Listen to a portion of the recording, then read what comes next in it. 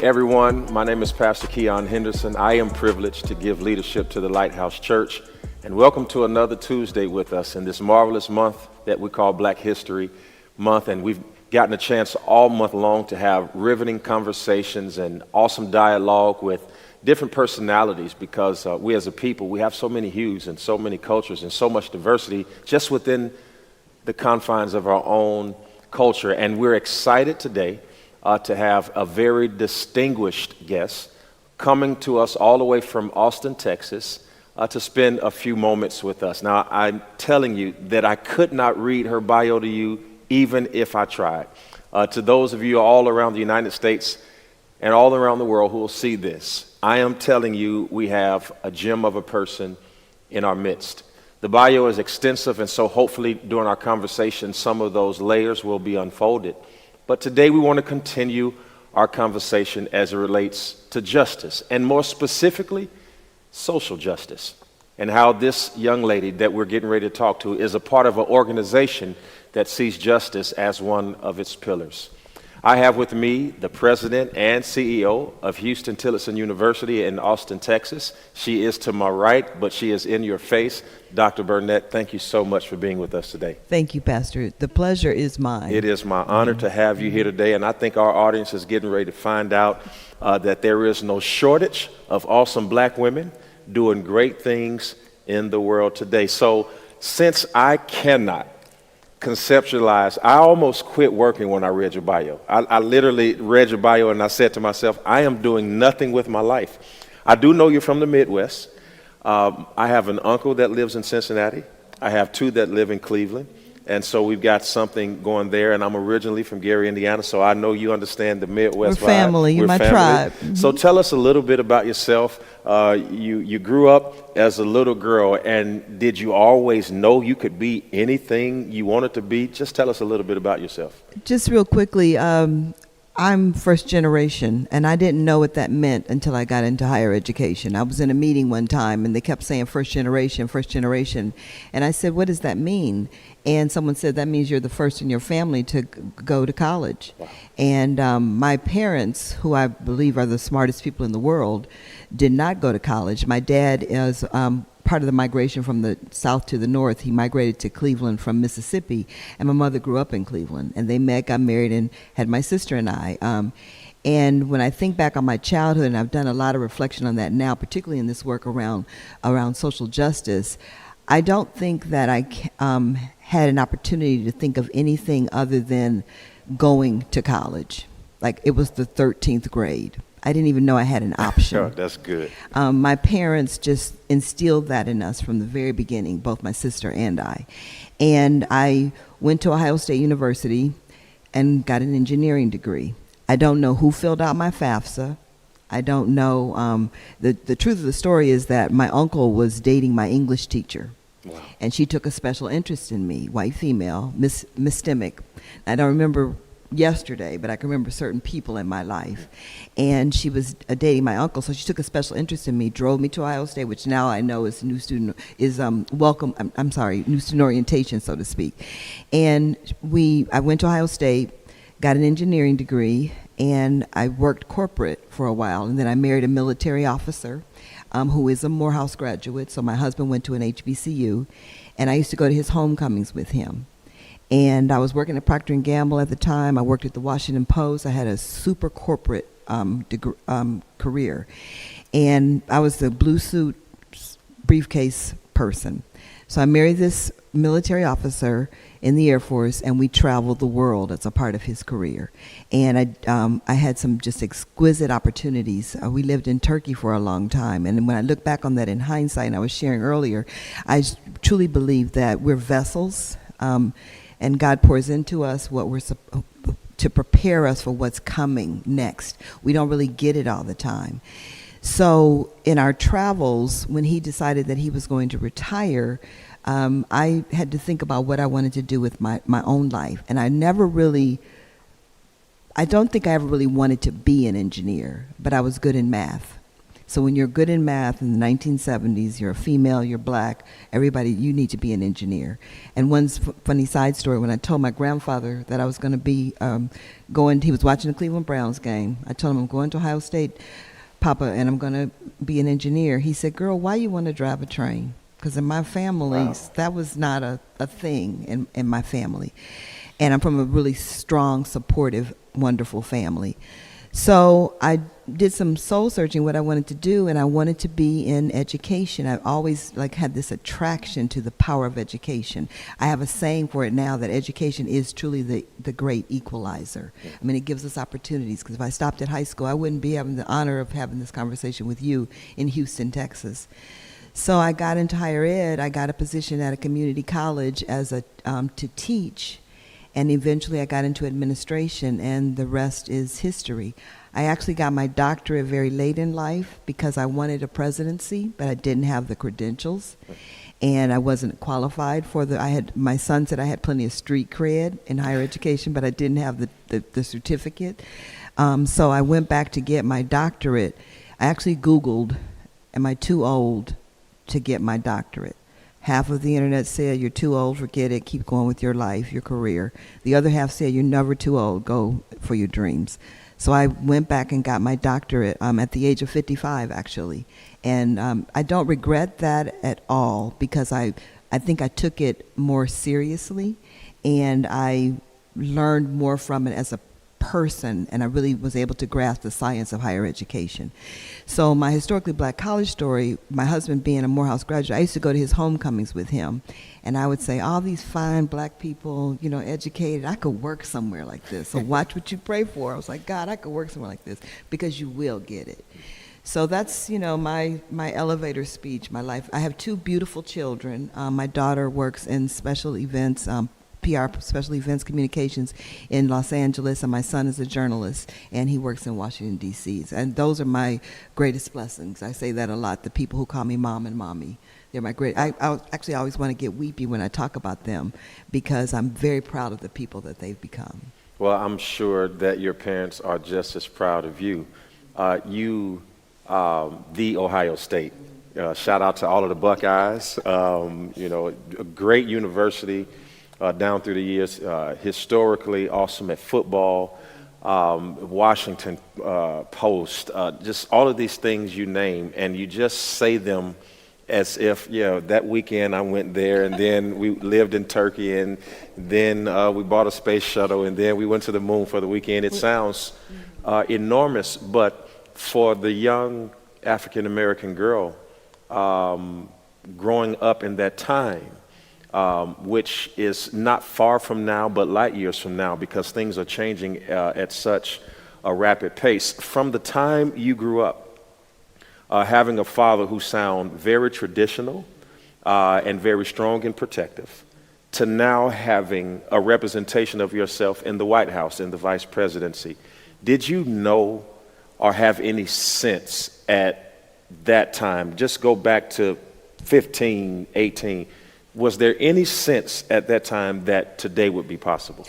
None at all, but yes, if that makes sense. Okay. I'm a child of the 60s. I grew up in the 60s. The soundtrack of my life is Motown. And I grew up in the 80s, but that's my soundtrack too. This is many of our soundtracks. Those songs, all the words. Every word. I grew up in an era in Cleveland, Ohio, in an all-black community. So I was really sheltered from the systemic racism as a child. And I look back at that now, and I really think about what my parents were up against and what they had to do to make sure that my sister and I had opportunities. And I appreciate that on such a deeper level than I ever did, because the more I encourage people to really know your history. And the more I read books like Caste and White Rage and The Warmth of the Other Suns, and I became to understand and know my own family and my own history, and it instills in you a sense of pride. So I think as a child, the sky was the limit for me because of the people that I was surrounded with and who strongly believed in me. And I think that's something that we lose as a culture of our young people, to really believe in them and make them feel like they could do anything they put their mind to, and to work really hard to remove all these barriers against their success. And that's why I'm president of Houston Tillerson, because that's our mission. That's my job as the president, is to remove barriers to student success. That's my job. I love it. Sometimes that looks like a financial barrier. Sometimes it's a programmatic barrier. Sometimes it's, the color of their skin, the people, how people perceive the institution. All those things. That's my job, to remove those barriers. When you said about earlier, when you were talking about going to college, and you said a young girl who was good at math back in that was the first thing that came to my mind. It's almost as if you have a Hidden Figures story. Because when I went to see the movie with my husband, who's a natural introvert, and we're in a movie theater, and I'm talking the whole movie. That happened to me. I understand that. Because it was like art was truly imitating life. Like there's the scene where Taraji Henson went into the big room of all the white engineers.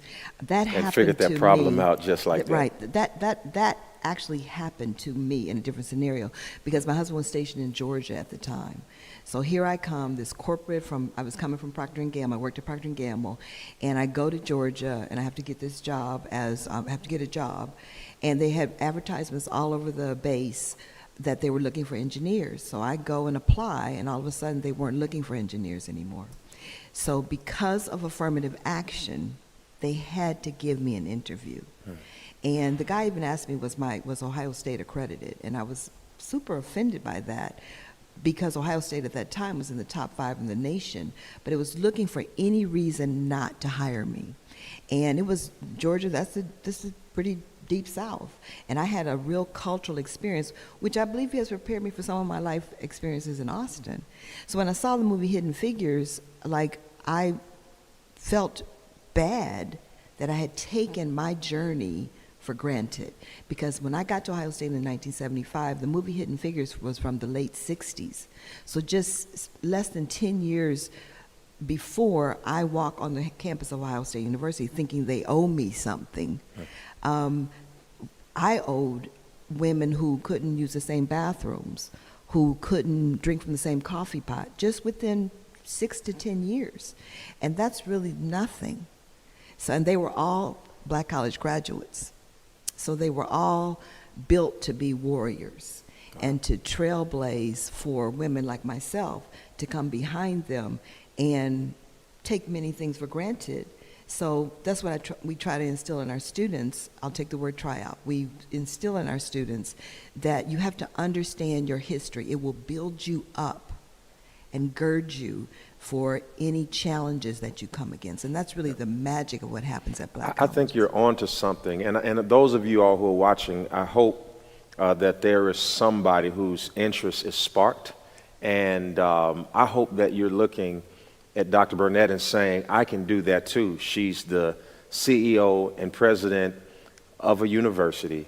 You've heard places like Procter & Gamble. You've heard places like Wall Street Journal. You've heard military. You've heard that her story is etched and stitched in all of these pillars of power. And yet she sits here talking to you really as a representation to the fact that you can do it. I believe that education is the great equalizer. I think you said that earlier. We had a conversation earlier this month, and we were discussing justice. And I said something to the effect that until the educational system, and I mean all the way from general all the way up until higher, has some sort of attention to it, we'll always be in the deficit. For instance, my experience with education is I've never gotten an education degree as it relates to school. But I was a pastor in Fort Wayne, Indiana. There was a principal named Hal Stevens. His school was across the street from the little church that we started. It had 125 seats in it. That includes sitting on top of the baptistry, the choir stand, the drum seat, and the fold-out chairs that we purchased. It was on 1 acre of land. We had an $856 a month mortgage on that building. $40,000 was given to us by a young man who was the president of a bank who was a fan of us playing basketball. And that's how I got it. And he asked me to come on staff. And I said, I don't have a degree. He said, we can fix that. And somehow, through whatever he did, I was brought on as the parent-teacher coordinator at a Title I school where, by definition, 80% of the kids had to be on free or reduced lunch. And so I'm there. I find out really the reason why I'm there is because all of the students are black and all the faculty are white, and they need somebody to translate. An interpreter. An interpreter. They need somebody to tell the black parents we're not racist. Your child absolutely needed to be suspended. And in some of the instances that was true, but I did see that although a lot of them were not racist, they had prejudices, preconceived ideas about what people of color were like. And it helped me to see both worlds. It was my first introduction because, like you coming from Gary, Indiana, I was shielded from systemic racism because everybody was black. The mayor was black. The Congress people, the city council people were black. We were black. So I didn't see it until I went to college. But when I finally got old enough to realize why our schools didn't have books and why the pages were missing, I realized it was a tax-based issue, that the schools were funded by taxes and we were not paying taxes because most of us were in apartments. So there was no income tax, there was not income tax, there was no property tax that was there that was going to help the school. So you escape that, you get through and you do the best you can. And then you get a scholarship. And you go into universities thinking that these people who are not athletes, who are there because their parents can afford it, are smarter than you. And then you realize you know as much, if not more than them, but they had money and you didn't. And then you have Ivy League schools where people like yourself have the intelligence to get in, but maybe didn't have the resources to get in. And so now you can't get this education because you can't afford it. And that education is given to people who can't afford it, who are not soaking up the education because they just pay their way. The entire system is broken. I want you to speak to that because you see it from a firsthand basis. And I remember when George Floyd died and they put their knee on his neck, one of the things I said is you just can't take your knee off of our physical neck. You've got to take your knee off of our economic necks. You have to take your knee off our educational necks. When you privatize prisons and people get paid to fill them and disproportionately filled with people of color when we're only 13% of the population, you mean to tell me that we're 90% of the problem? There's a lot broken. And you sit atop these boards, and there's some parent listening right now, they're clapping saying, Pastor, you're knocking on my door, and I need answers from somebody who has a pen and a sword. I want you to talk to us about why that's an issue and what we can do as a people to overcome some of those barriers. We as everyday citizens, we cannot unlive our history. I saw this quote from Maya Angelou the other day. We cannot unlive our history, but we can be courageous enough to face it, and so that we don't have to live it again. Love it. And so everybody has to find their form of activism. Muhammad Ali said that having a servant heart and service is the rent you pay to be on this earth. And everybody in your form of activism, whether you have a large audience such as yourself, or you're a stay-at-home mom and you only have your children, not only, but you have your children as your sphere of influence. So in your spheres of influence, you have to do everything you can to eradicate and be courageous when it comes to racist moments. And that means if I'm a philanthropist, and I am looking for things to fund, I want to make sure that I'm funding things that are going to lift people's lives, that I'm not giving to the same people that I always give to, and that I'm being conscious of the fact that this is a pet peeve of mine, that I'm investing in black organizations or in brown organizations, because we're not charities. It's an investment in our future. So when people think about, where they put their money, do you take your children to a daycare that doesn't accept vouchers? Because if it doesn't accept vouchers, that's a way of keeping poor people out of your daycare center. So if I take my children to a daycare center, they don't accept vouchers, I need to take my children to another daycare center. So in your own sphere of influence, you have to make sure that in your daily life, if you're at work and you look around and everybody looks like you, or everybody is white and you're the only person, you have to have courage to speak up in a very strategic way, so that your voice is elevated and people start to see how injustice really impacts bottom lines. You've just impacted me. And I think you've just impacted people who are watching. You don't have to be powerful to be impactful. You don't. That you could do something as simple as saying, if this daycare doesn't accept vouchers, even if I can pay for my child to go, I remove them so that other people can have another opportunity. I think that's brilliant. I think that's ingenious. And I think it shows people that you can really start fine-tooth combing through your life to just find out small ways that you can be effective against the entire system. And the key thing is continuing to have the will. We get tired. After the 1960s, the civil rights movement, we got lulled to sleep. We got to equality, but we didn't get to equity. I mean, let's stop right there. Two things, two let's stop different right things. there. See, this is why you get paid the big bucks. So I think you opened up a Pandora's box on that. So we got to equality. Like under the eyes of the law, we are equal. If I enter a room with a white female, same age, same credentials, we are equal under the eyes of the law. But then equity, we're not treated equitably by nature of the color of my skin. In many cases, people perceive you differently. And that's what I say, it's back in your heart. And we have to do that self-work, everybody, of your own biases. We all have biases. We all stereotype. And that's everybody. Because even the people who are victims of systemic racism, we also have to deal with what's happening in our souls, what's happening in our hearts. Because that's how you get to, that's where you find your courage. Yeah. And that's where your hope comes from. And resisting. And hope keeps that will going. Yeah, resisting the urge to become what you're fighting. Because you could very easily. That's good. Become you must be a pastor. What you fight. One of the things I know is for sure, and the Bible says, give and it shall be given unto you. Good measure, pressed down, shaken together, and running over. That's not my favorite part of that text. The second part says, shall men give unto your bosom. Some of you all have watched this message today, this conversation.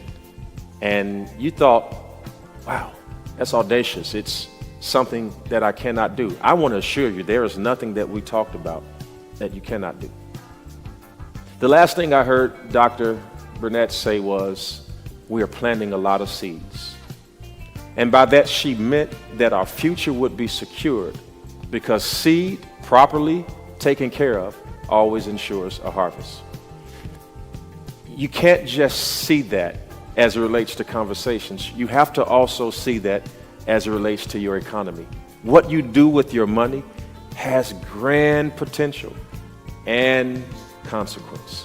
One of the things that you can do is to make sure that you understand that giving is better than saving. That the more you give, the more God gives to you. My grandmother used to say, you can't beat God's giving, no matter how hard you try.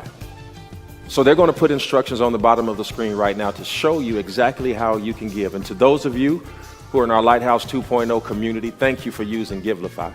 For those of you all who watch us online, but you are local members, thank you for texting to give and using our TLHC app in the App Store. And those of you all who are a little old school to say, God says, bring the tithe to the storehouse, and you still have to bring it, we thank you as well. Any way you do it, we are appreciative. It's because of you that during this pandemic, we've been able to help over 120 homeless people to have 3 meals a day for the last 4 months. It's because of you that we've been able to feed 2,000 families every quarter, and we just the other day had another anti-hunger campaign, because we will never stop until everyone has something to eat.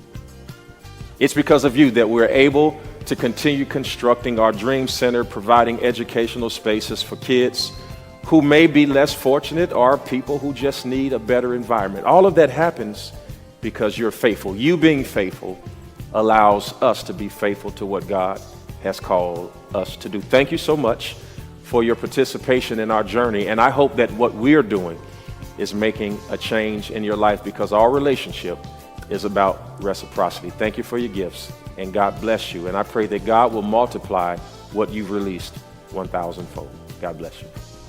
And Mr. Knox, I can only imagine how incredible you must have been. I think our audience is going to figure it out, because women don't make the same mistakes men make, right? In order for you to be there, Dr. Burnett had to put some amazing thought, sleepless nights, multitude of counsel. Just real quickly, how did you get in that seat? That's a great question, Pastor Henderson. I don't know how I got in this seat.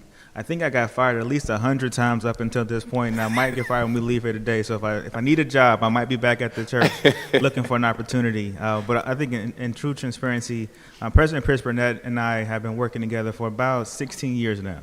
Wow. And so I came to President Pierce Burnett in a different capacity. I was complaining about something. And so the president said, well, do something about it. And so that was my call to action. And since then, we've been working together at universities to ensure that we provide a strong ecosystem for students to be successful. And we recognize that education is something that really changes the game for families, for individuals. And so it's been my great honor to work with President Pierce Burnett to help move institutions forward. And it's just icing on the cake that these institutions are historically black. I had the great privilege to attend Central State University, a sister HBCU in Ohio, Wilberforce, Ohio to be exact.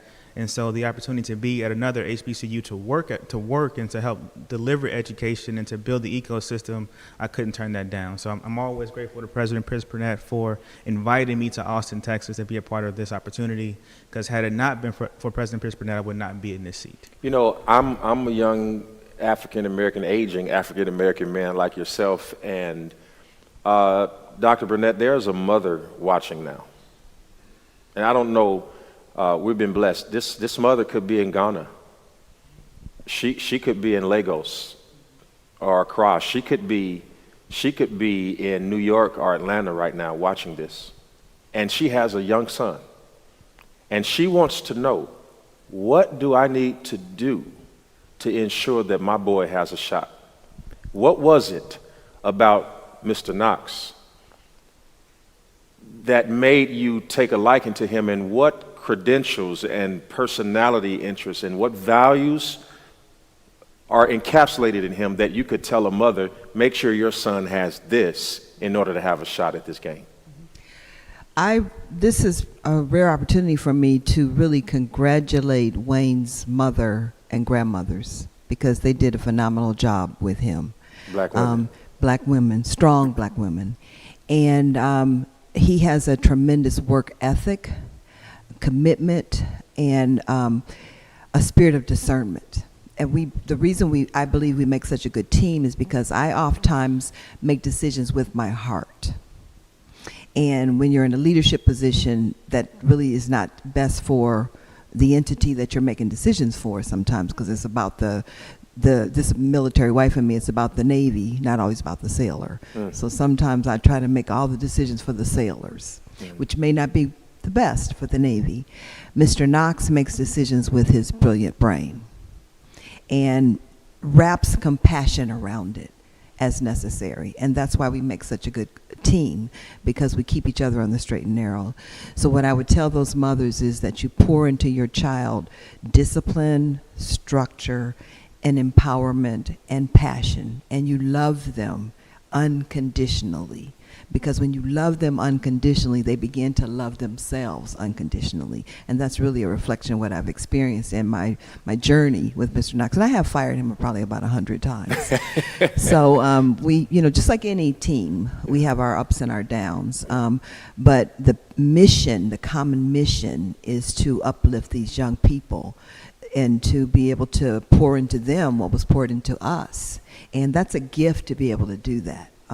And one correction that I want to make to Mr. Knox, he said that he came to Austin at my invitation. I had to drag him out of Chicago for him to join me, because we had I went back to school, as I was sharing earlier, and Mr. Knox went to Chicago to get his master's and was working there. And then I came to Austin. And you, as a leader, you need a team. Because my successes at the institution or in my career are not my successes. They're the village of people that I have around me. And his title is reflective of that. It's really the Chief Operating Officer, to be able to really get things done on the campus. Yeah. I'm the visionary. I'm out there. I have the vision and at the pleasure of my board. But then I need people that actually can make things happen. And that has been my experience thus far. Yeah, I've heard it said this way, that every successful team needs a visionary that's not a facilitator and a facilitator that may not be a visionary. You need both of them. You also said some throughways that made me, there is something about your generation of women, which my mother is in. There's certain language that you all use that is cross-cultural. Discipline. My mother used to say that discipline is far cheaper than regret. She used to tell me that all the time, and about working hard and about getting it done. And you and I have a similar path, because I went to East Chicago Central High School, and I am from that area by way to here to Texas. And here you are coming from Chicago to Texas. So with that being said, I know what you saw.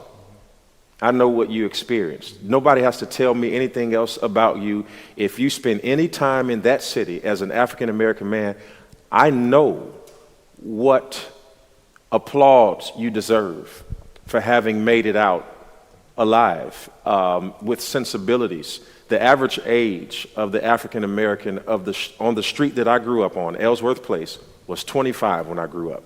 I used to worry about making it to 25, whether or not I would live long enough to break the average. And I remember we had a party on the day that I broke the average. How did you not get caught up in drugs and in gangs? And if you did, how did you escape it? Because you are the quintessential American dream for an African American male who's trying to figure out, how do I make something out of myself when I don't have the tools that other counterparts have? What did you do? How did you do it? And bring some other African American along with your words on your progress. So that's a really big question. Thank you for asking that, Pastor Henderson. The chief thing is, I'm afraid of my mother. To this day, if my mother called me right now and said, "Be here, do this," I'm doing that right no there. Doubt. No doubt, no questions asked. I don't care how grown I think I am, how grown I am. That was the chief thing, my mother. And then I had praying grandmothers that really kept me on the straight and narrow. Now, I got into trouble, did things I should not have done, gone in a lot of places I should not have been. But it was that fear of being caught, one. Then also the other fear was of disappointment. Because I know my mother and grandmother sacrificed so much for me to be able to be present in any space. And so it was me wanting to live up to their expectations, to do and to be better. Being from Cincinnati, very similar situation where African-American men, they were supposed to die young. And so I didn't want to be that person, because too many people in my family had died young for various reasons. And so wanting to get beyond that 23, 24 age range was my goal. And so what fueled me to move forward was, I didn't like people telling me what I could not do, because I didn't come from an impressive family, a family with prestige and money and things of that nature. We were a hardworking family that loved one another and loved people. And so for me, it was to do what folks that I could not do, to be able to have my name be currency, if you will, for my family members, so they can say, well, Wayne is my blah, blah, blah, blah, and therefore I need to do X, Y, and Z. That was my chief motivator. And then I also recognized that it was really important for me to give young men that same spark, if you will, to really dream beyond themselves. Don't get caught up in what the society says you should be or what you cannot do, so on and so forth. So I committed myself to working really hard to be an example, to be a role model.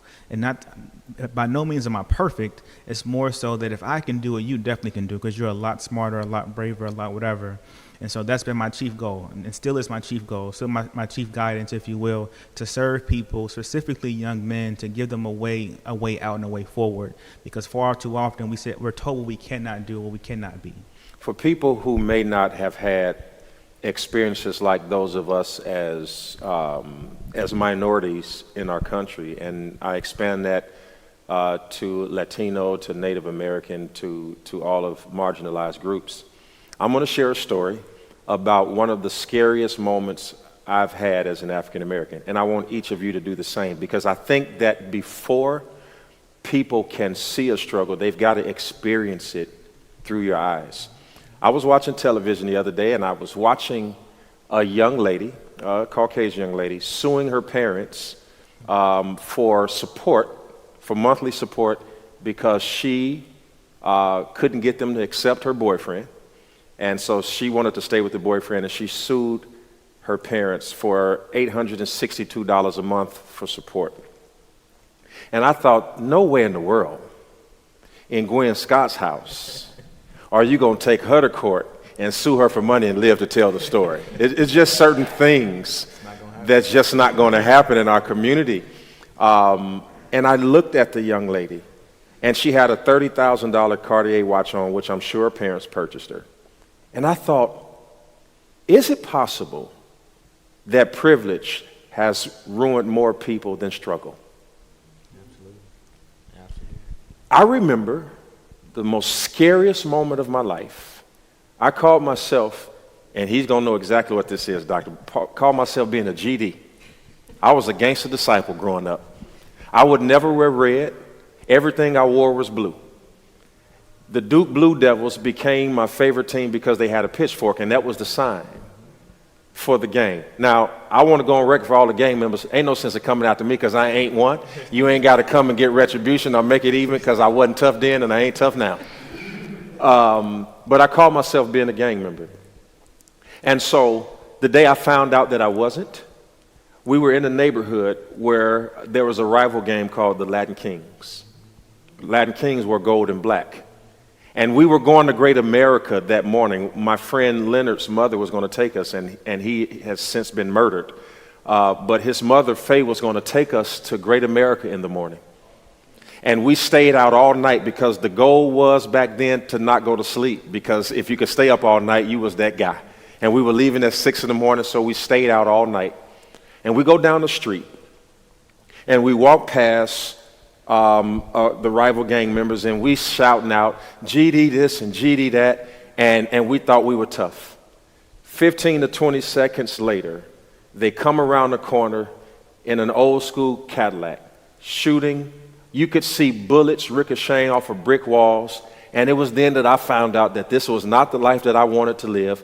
I ran with everything in me. We all split up and went in different directions. I had a hat on my head that flew off. It was an all-white Chicago Bulls hat, because back then Michael Jordan was the GOAT, and still is. But still having the conversation as I'm coming back, and as I'm running, and there are LeBron James fans clearing their throat offset, but they're not in the chair, so they must not know what they're doing. And so we were running, and I ran, and the hat flew off my head. Running as fast as I could, Doctor, and I got into the parking lot of Rallies. You remember Rallies and Checkers? And there the guys are in the parking lot with the guns in their lap. And I ran right into them, and I stopped running. And they didn't say anything. And I kept walking, and they didn't say anything. And I walked past them, and the thought was, they're getting ready to shoot me in my back. And nothing happened. I finally got to Leonard's house and realized that the hat that I had on my head was gone. And I thought they were looking for the guy with the hat on.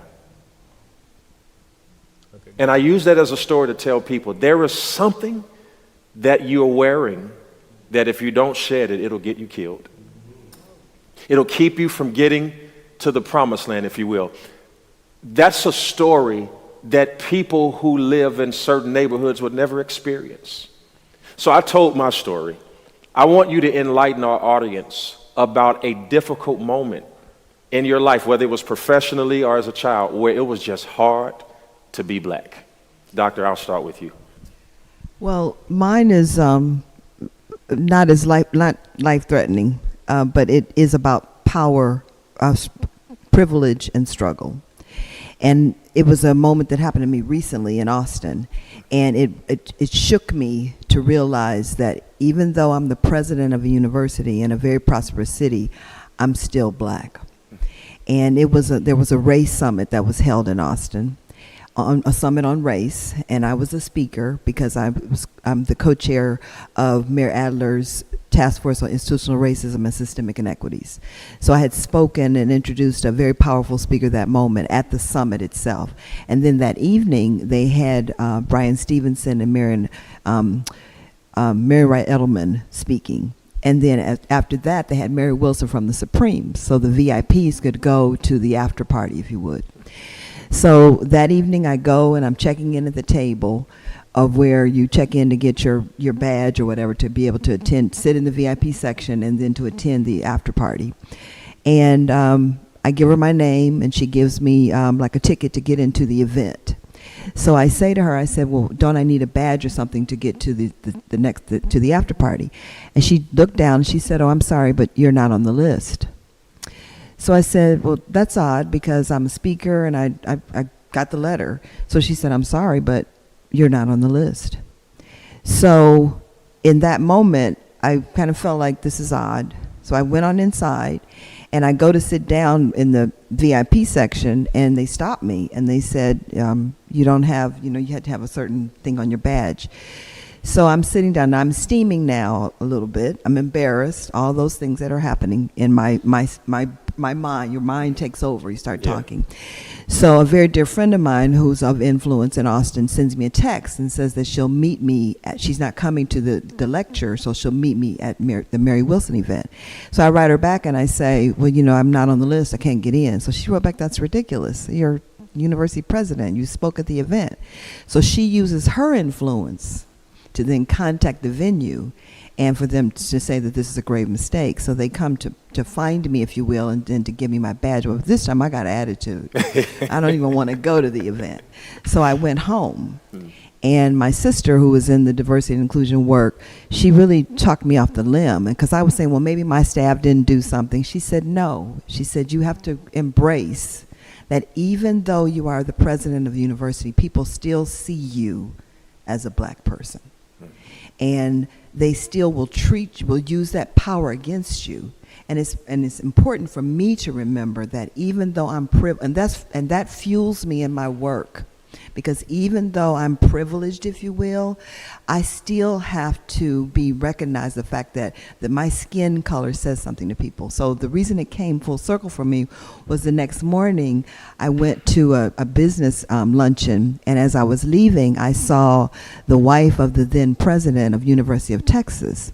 And she said, Colette, I was really surprised that I didn't see you at the event last night. And so I told her, I said, well, I wasn't on the list. And she said, that's odd. I wasn't on the list either, but they let me in. Oh. And that, for me, was really like a period to that moment. But I'm glad that happened to me because, like you said, that struggle, which is nowhere near the struggle. The struggle for me is much larger than that. But for me, in that moment in my life, that made me realize that you still need to do a lot of work for your own people. I love it. Because you're the president of a university and you weren't on the list. And that's just like for me. And I remember, it's funny, I remember how it felt, what it looked like, the venue, everything. And I miss Brian Stevenson because I got an attitude when I left, so I blocked my own blessing. But that was just really a moment for me to remind me of the work that I need to be doing in my everyday life. Mr. Knox. Man, I feel like I'm the person speaking after the choir goes up to do their thing. I don't even know how to top either one of those stories, even engage in the conversation. I think, I really am struggling following those two great stories. I really think one of the biggest kind of life-changing moments for me. So growing up in Cincinnati, urban city, Cincinnati, when I was coming of age, had gone through a very tumultuous time when it came to race relations between the police and the black community specifically. And by the time, at this time when it reached its peak, there were 25 black men who had died from gunfire from a police officer. And so the city was kind of just bubbling up. And I had just started driving, and I was cool, seat back, music blasting, the whole cool kid thing at 16, driving. I don't know whose car it was, it wasn't mine, but driving somebody's nice car. So I get stopped by the police for not doing anything other than being black while driving. And so that moment was frightening for me, but at the same time empowering for me, because I was able to navigate that conversation and move through that situation. But it called me to action, to be very intentional about my efforts to help shift city policy, if you will. So I went into public administration as a part of my journey in my career, and education is a part of that. And so that moment, that series, if you will, in my life has helped me to really be very intentional around ensuring that black men specifically have what they need to be successful, have the communication, critical competency skills, just to be able to navigate those kinds of spaces. Because not to say that if you're smart or you speak well, that won't happen to you. Yeah. It's less about that. It's more so you knowing how to manage the situation. And it increases the odds. Yeah. It increases odds, and I think we have to admit that. I was recently pulled over by a police officer in an SUV that was rented. Mm-hmm. And he asked me, do you know why I pulled you over? I said, I don't. He said, you were speeding. You were going 31 in the 25. Now, you know how we do. We think, you're going to be petty, but I was speeding. I guess if he says 31 in the 25, that's over the limit. Mm-hmm. But this is how I addressed him. He said, license. My question was, are you going to allow me to reach for it? He said, yes, I am. So I knew that would put him on the defensive, because that's almost like an accusation. You think I'm one of those guys. Are you going to allow me to reach for it? He said, sure. He crossed his hands in a very subtle manner. I get the license out. I give it to him. He goes back. He runs it. He comes back and he says, I'm going to give you a warning. Have a great day. Now, if I would have been irate, it probably would have went different. And I don't want anybody watching to get upset to suggest that because you follow the law all the time, the law will serve you. But you do increase your odds when you have the critical competency skills to know that at a scene you have the right to ask for a supervisor, just like you do in a grocery store. To be able to know, and this is an open-ended question for the both of you all. There's a guy named Reverend Gregory Boyle, who is a Jesuit priest, who founded the largest gang member rehabilitation organization in the United States of America. It's called Homeboy Industries. I don't know why I came up with that name, but that's what it's called. And he said that Jesus took 4 things seriously: inclusion, nonviolence, unconditional loving kindness, and compassionate acceptance. Those are the 4 pillars that he uses to advance the bar of justice. Prior to you, we've had discussions with people who were younger and said that they had to admit that when people started looting and burning down Targets and gas stations and Wendy's, they didn't flinch because at least we had their attention. I want to talk about that controversy. Is our path forward etched in some violence and some critical thinking? Or is it Dr. King's path or Reverend Boyle's path? Is it the nonviolent, inclusive, unconditional loving kindness, compassionate acceptance route? Which one of those routes gets us to the mountaintop? I think it's a both and, honestly. I think there's a need to get folks' attention. So I'm not saying a call to violence, anything of that nature, but you have to take action in order to make people respect who you are. So I'm one that boycotts economically. So if I feel that your business or what you stand for doesn't represent the black community, then I'm going to not support you with my dollars. So I think that's the call to action that a lot of black people need to think about now is, where do you spend your money? Because when you start to not spend in certain places, people respond very differently to you. And so I think it's that part of action, not necessarily violence, but action. And the other part of being very intentional about understanding perspective. And so you listen with the intent to understand versus the intent to respond. And that's that inclusion piece for me, because I'm trying to understand your perspective before I offer my perspective. And I think we have to work collectively, it's not the work of black people or brown people alone. It's everyone's work to do that to do that in terms of listening intentionally, to really understand perspective and then to build common ground. As mentioned before, we're more alike than we are different. And so when we focus on what we share and care about, then we can get a lot further than focusing on those disparate things. Well, I like blue, you like red. Okay, there's colors in between those two. So let's focus. We like color, basically, at the bottom line. So it's really about finding those shared interests and growing out versus trying to focus on why we're different. But at the same time, taking some kind of action. So for me, it's economics. I'm not going to spend there. And so whatever that action looks like for the individual, that must be a part of what we do to get to a common ground. And, there's a book called White Rage by Keion Henderson, and she wrote it in response to the riots. And she wrote an op-ed and turned it into a book. And she said everybody's focusing on the riots and the violence for black people, burning down our own communities. And she said, but really what people need to peel back and look at what's causing that. And it's really white rage. It's where this back to, I love history, so it's back to the origins of our country, and what caused people to treat people inhumanely and the brutal institution of slavery. Like, what caused that? And then what stirred that? Why were we considered to be 3/5 of people? And then that eventually disrupts periodically into protests. And I don't support or, like Wayne said, no type of violence. But you have to have action, and it has to be organized, it has to be committed, and it has to be driven, and it has to be for purpose. So the marches, the entire Black Lives Matter movement, people can perceive it as violent. The data speaks for itself. Very few of the marches themselves. Of course, there's rioting and there's protesting.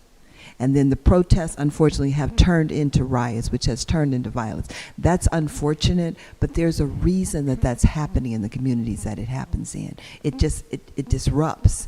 And until we get down to the root of the problem, it's like having a sore, and you just keep putting a Band-Aid on top of it. But you don't really get down to the root of the infection. Until you really start rooting out that infection, that's when the sore will begin to heal.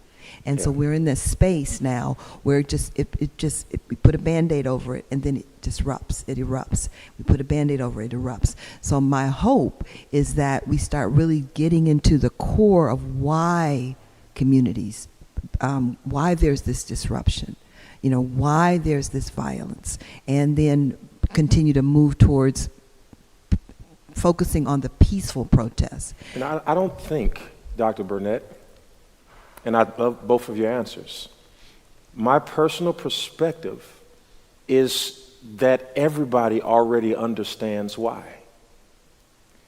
The same people that judged Black Lives Matter for burning down Target broke the windows of the Capitol, and burned down Black Wall Street, and burned down the Capitol building in the 1800s.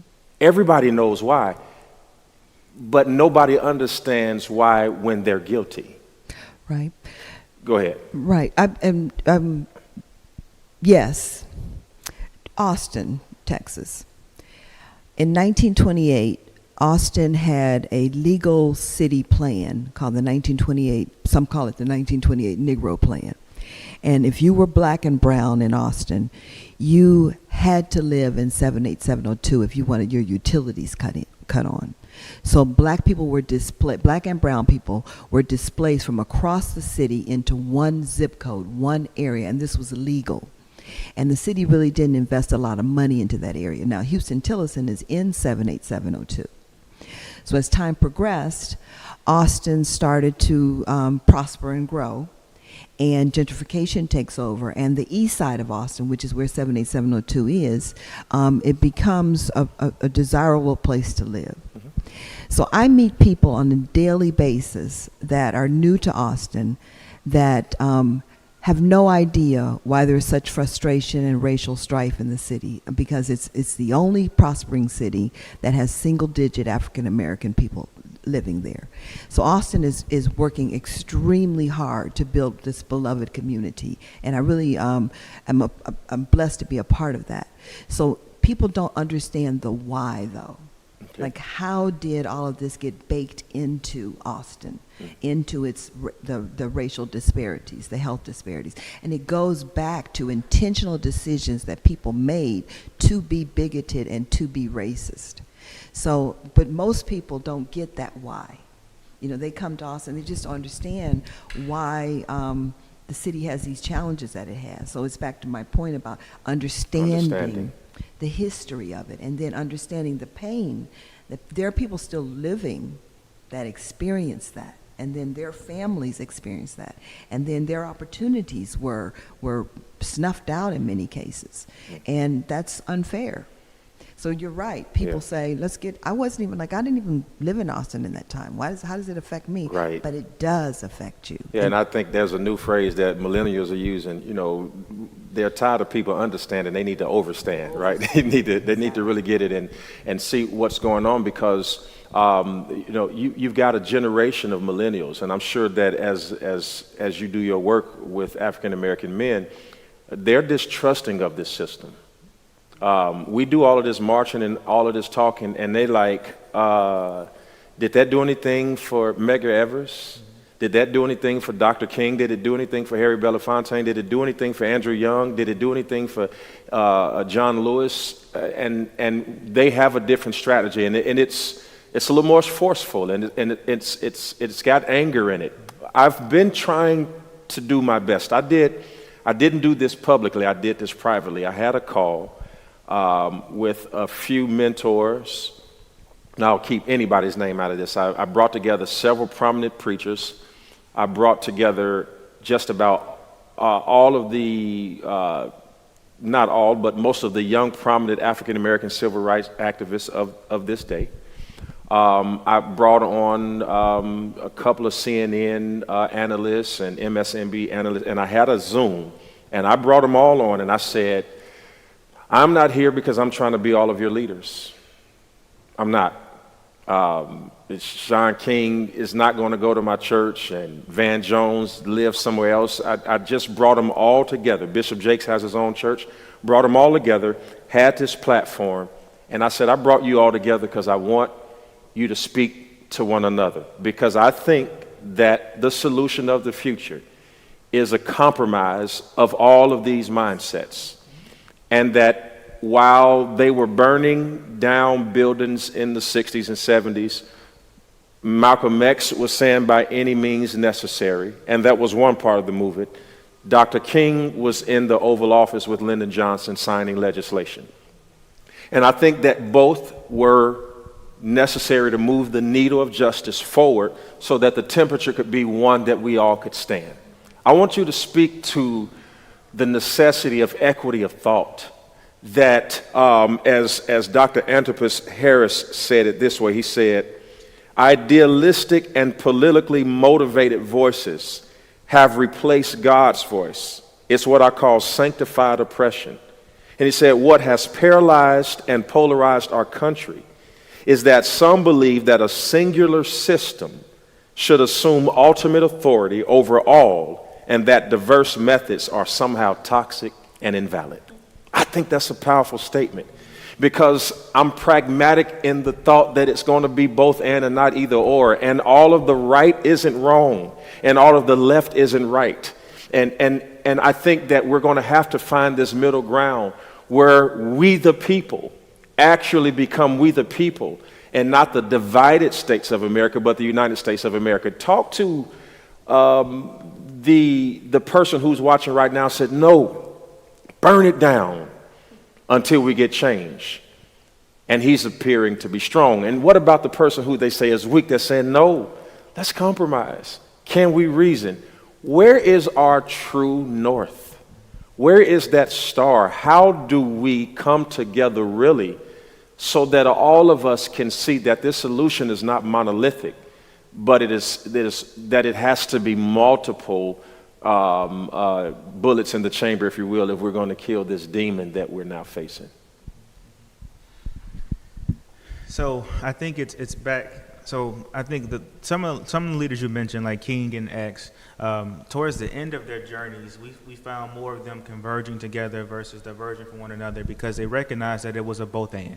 And I think the key thing I want anyone listening to this show and hearing this message to really think about and ponder is the possibility of the both and what do I do to contribute to the both and then back to the point I mentioned earlier about listening with the intent to understand versus the intent to respond, because in that work of listening intently, you find that common ground, that commonality. Well, I might not agree to approach 1 through 4, but I agree with approach 5 through 10, and so we work from that vantage point.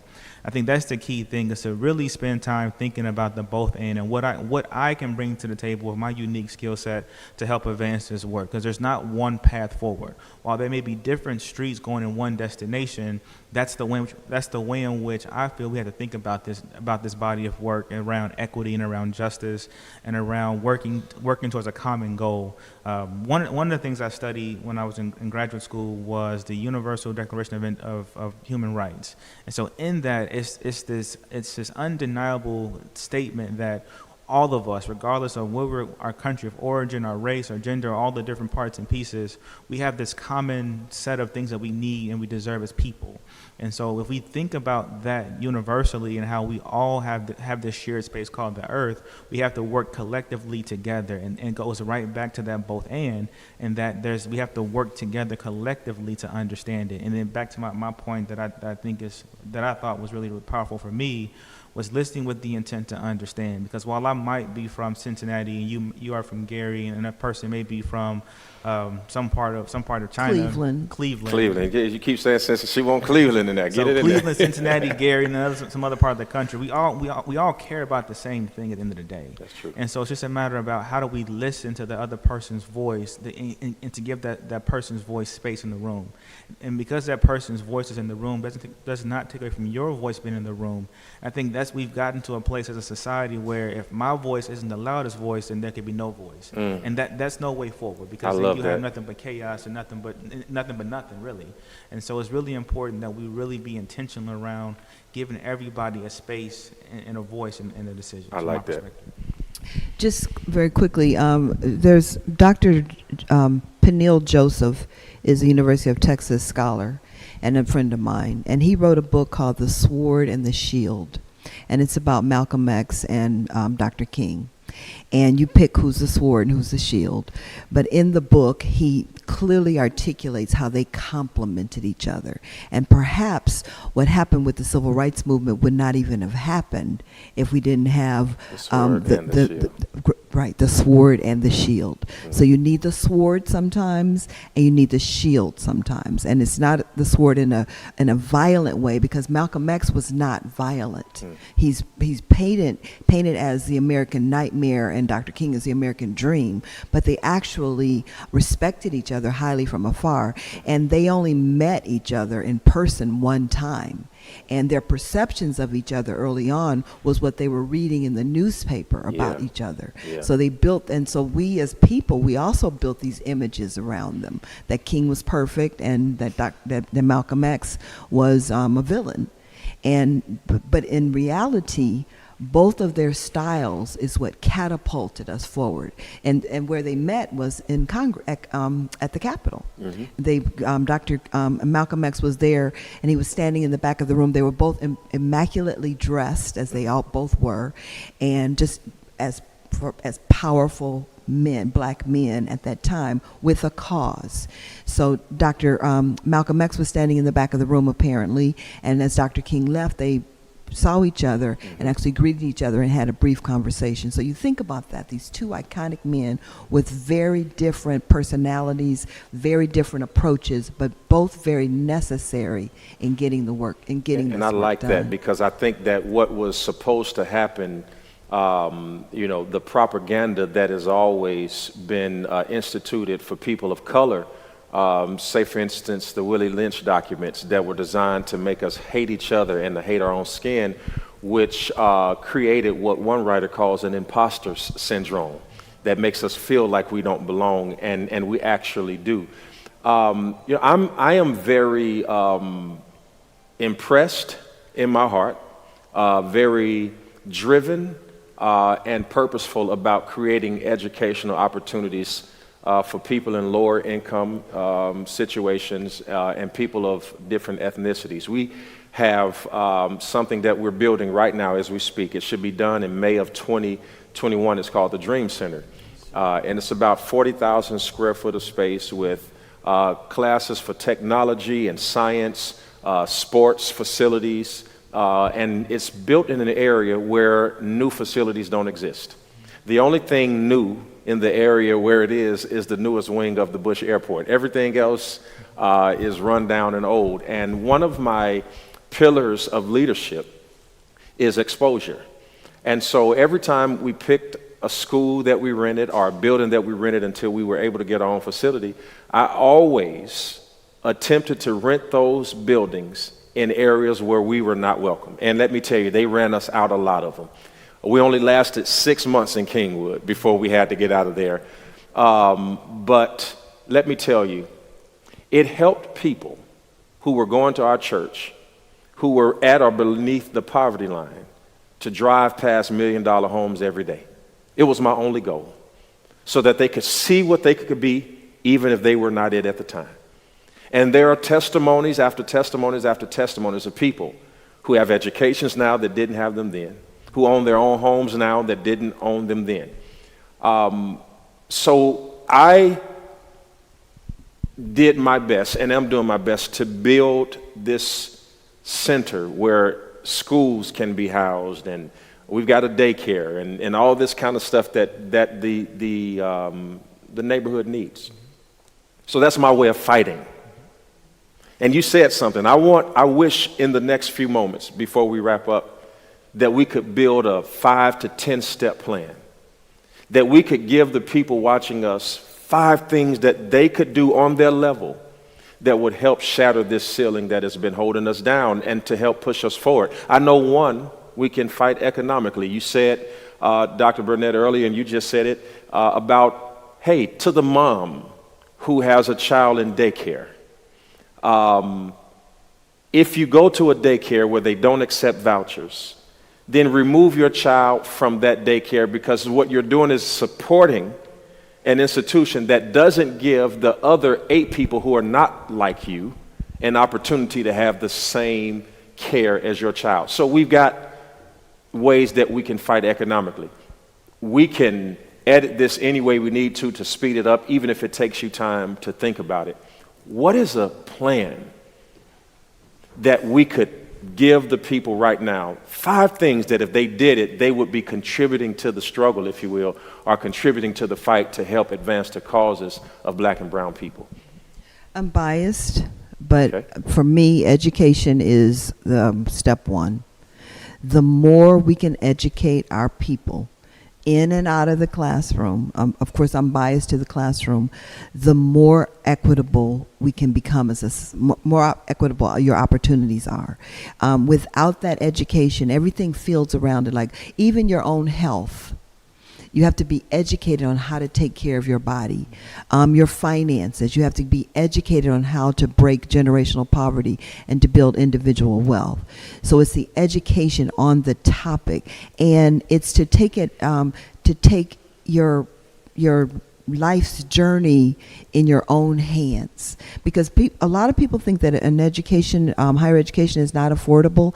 It really is. You have to work at it. You got to work hard at it. So what are some of the ways that a higher education could be available to somebody who thinks that it isn't? So you're depending on your socioeconomic level, you're eligible for federal dollars through Pell, which is not a loan; it's a scholarship. It's a grant, and there are all kinds of scholarships available, need-based and merit-based. But you have to work at it, and you have to find an institution where it's a fit for you.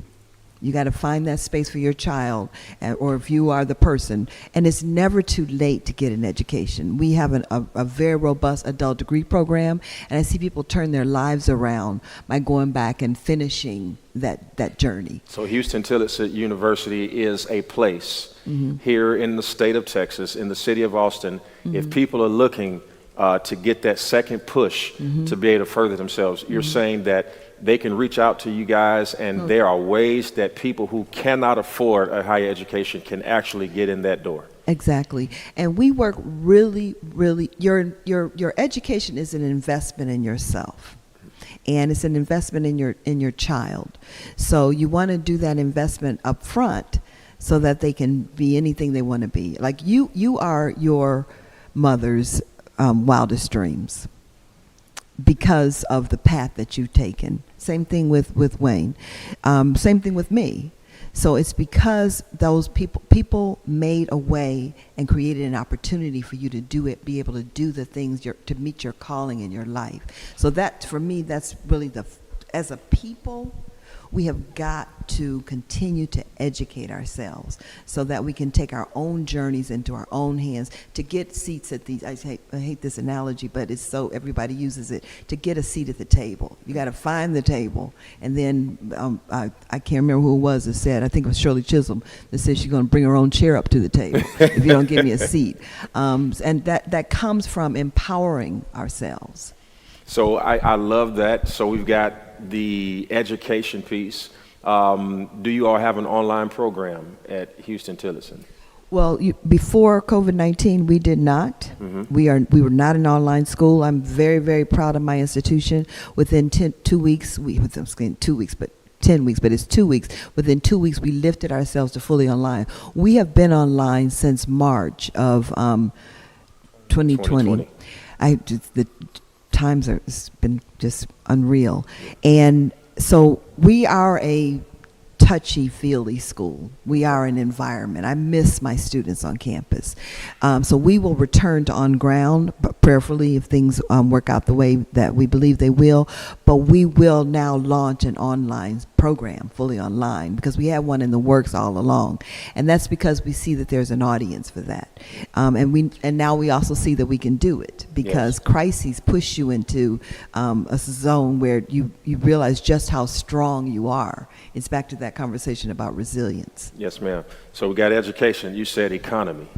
Yeah, if I could add one thing on what President Fred just mentioned. Oftentimes we, as a society, the American society specifically, liken low socioeconomic to intelligence, and that's not the case at all. People believe because they're poor, or because a person is poor, he or she can't learn as well, which is the greatest misnomer in the world.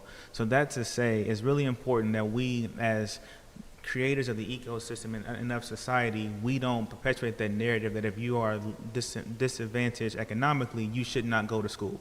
That people who are affluent or of wealth should go. It should be everyone going to school. And so it's up to the institutions, which you all pretty much commit to this. Once you get in the door, we'll help you find the dollars. We can speak very specifically to Houston-Tillerson. No matter how distressed your economic background is, if you go to school and do your work, we'll find money for you. There's scholarships abundantly out there to help cover your education. So the real message for me out of that is your job now is to go to school and get good grades. Once you do that, the rest we can figure those parts out. So I really want to impress upon individuals that don't think about your financial standing as whether or not you should or should not go to college. You should definitely go to college, and we'll help you find the resources to pay for your education. So back to the list of 5, economics, education, I really believe in what you said, Pastor, about exposure. And I think it's just one step further is authentic exposure, because it's easy to take young people to a place and to kind of pander to them or to make them think that they could get this if they work hard, or if you speak well, all those different buzzwords that drive me crazy. But I think it's really about authentic exposure. So taking a person to a place where he or she is fully valued and invested in, that he or she can really grow to their full potential. Because there's a development theory about windows and mirrors. So to give a student a mirror give them a mirror to see themselves or herself in a person who's accomplished, and or a window to see their future.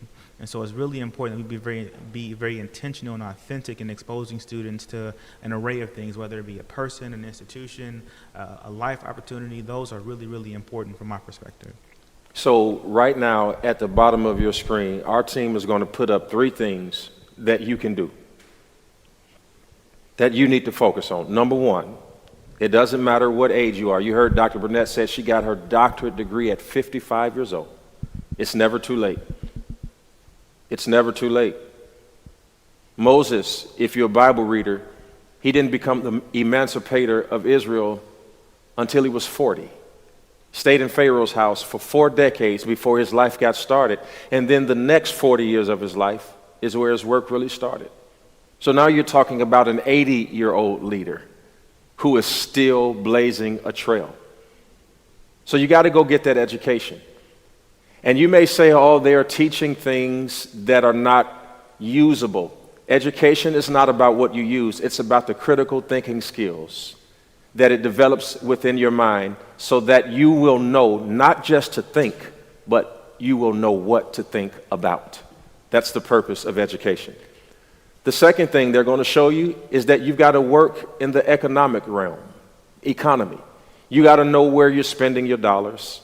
You have to know that there are communities that are successful where the dollar turns over 7 to 15 times. And you got to know in your community that by the 13th hour, the dollar has already left your community. And you may wonder why things look different. Most of the things that take place in your communities are tax-based. And if you spend your money in other areas, well, there goes your sale tax. If you buy your car in another city, there's the sale tax. If you live in another area and commute and come back, there's the property tax. So you've got to understand that you have an economic power, no matter who you are, what color you are.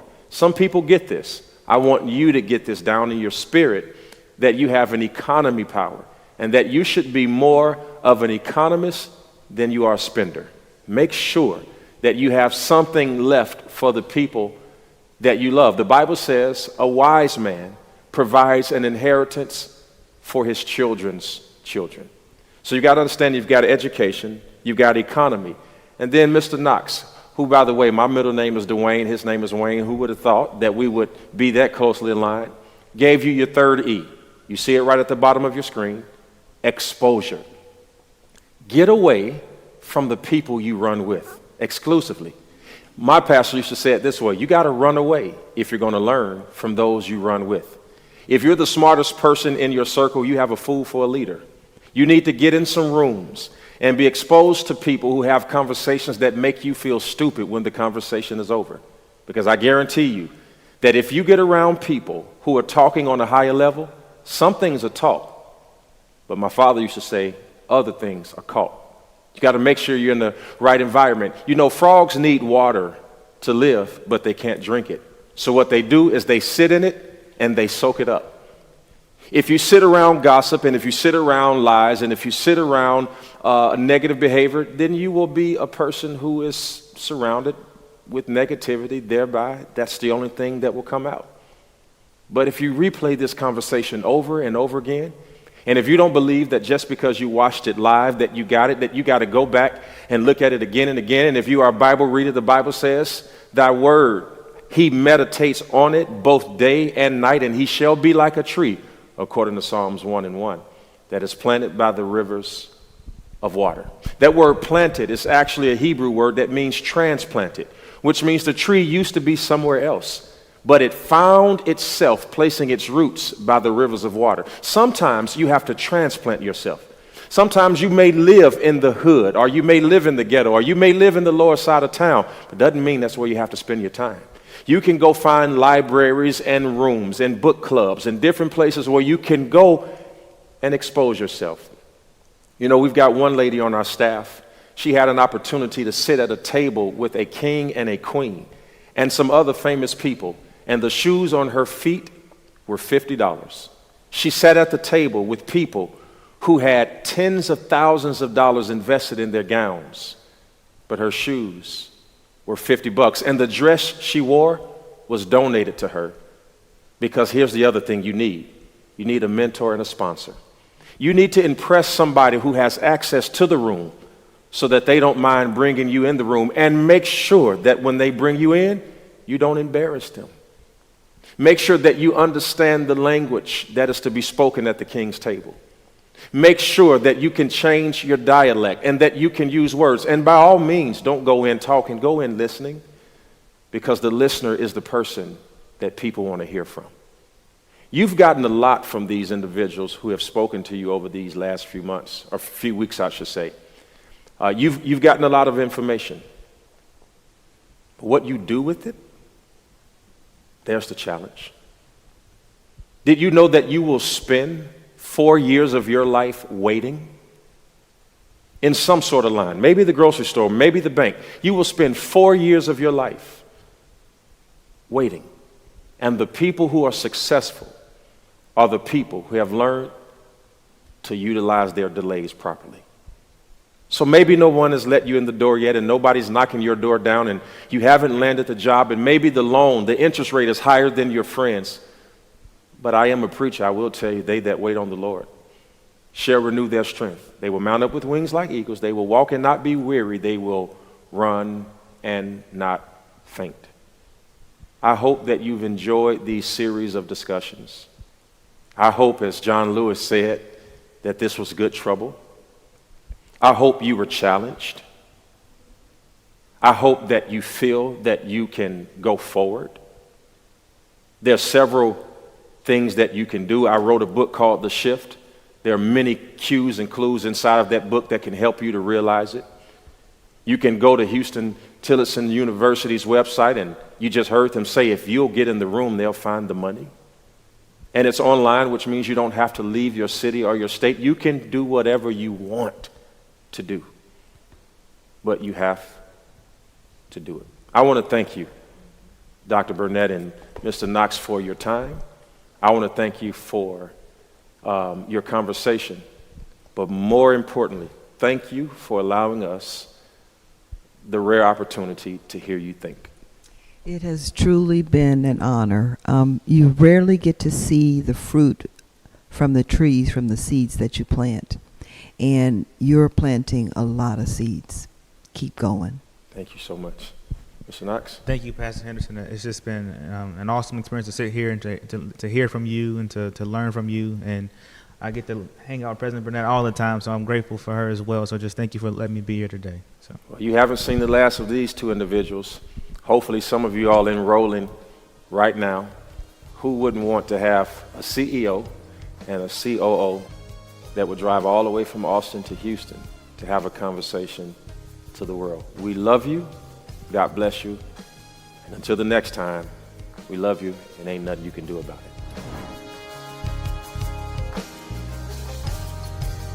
Listen, we have created a way for all of you all to connect with us online, whether you live in the city of Houston, out of the city of Houston, whether you're in another country. We've created a platform called Lighthouse 2.0.